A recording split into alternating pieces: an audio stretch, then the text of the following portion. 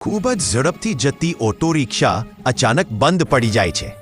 તેમાં બેઠા હતા ભોળા દાદા, રિક્ષાવાળો લાલો અને તેનો વહાલો પોપટ મીઠું હતો, જે એક દિવસ રસ્તા પર તડફડિયા મારી રહ્યો હતો.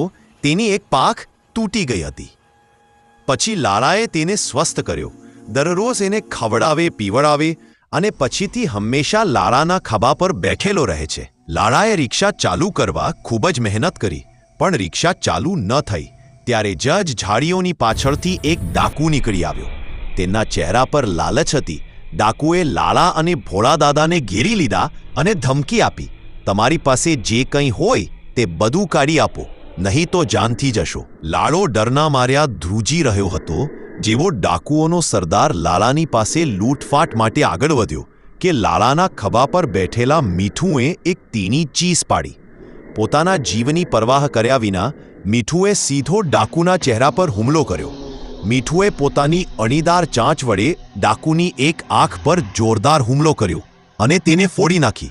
ડાકુ દર્દથી ચીસો પાડી ઉઠ્યો. તે પોતાની આંખ દબાવતા દર્દમાં જંગલ તરફ ભાગી ગયો. ભાગતા ભાગતા ગુસ્સાથી પાગલ ડાકુએ મીઠું પર વાર કર્યો અને તેને ઘાયલ કરી દીધો. પોપટ એક અંતિમ ચીસ સાથે ઊંધો રસ્તા પર પડ્યો. લાલો દહા પાડીને રડવા લાગ્યો. લાલાના આંસુ મીઠુના શરીર પર પડ્યા. ત્યારે જ મીઠુનું નાનકડું શરીર સોનેરી પ્રકાશથી ચમકી ઉઠ્યું.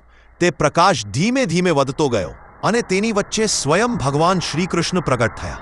શ્રીકૃષ્ણે ધીમું સ્મિત કરતા કહ્યું, પ્રિયા લાલા, હું તારી અને ભોળા દાદાની ભક્તિથી ખૂબ જ પ્રસન્ન છું. આ મીઠું મારો જ અંશ હતો, જે તારી નિસ્વાર્થ દયાભાવની પરીક્ષા લેવા અને તને સંકટમાંથી બચાવવા આવ્યો હતો. પ્રેમ અને સેવા ક્યારેય વ્યર્થ જતી નથી. ભગવાન કૃષ્ણે લાલા અને ભોળા દાદાને આશીર્વાદ આપ્યા.